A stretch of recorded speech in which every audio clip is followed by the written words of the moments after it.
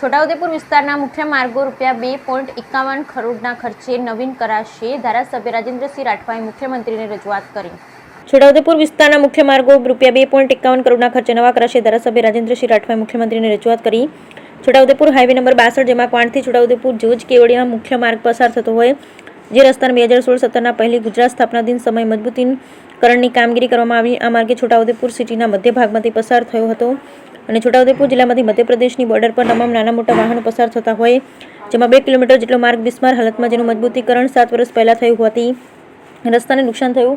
પરિણામે વાહનોને અને રાહદારીઓને ઘણી તકલીફ પડી રહી છે, જેથી સદરે 2 કિલોમીટર રસ્તાનું તાત્કાલિક ધોરણે મજબૂતીકરણ થાય તે માટે છોટાઉદેપુર ધારાસભ્ય રાજેન્દ્રસિંહ રાઠવાએ રાજ્યના મુખ્યમંત્રી ભૂપેન્દ્રભાઈ પટેલ અને સચિવ માર્ગ મકાન વિભાગ ગાંધીનગરને પત્ર લખી માંગ કરી, જે અંગે સરકારમાંથી હકારાત્મક અભિગમ મળતા અને રસ્તો મંજૂર થતા પ્રજામાં આનંદની લાગણી ફેલાઈ. Bureau report Rehan Patel, Chhota Udepur.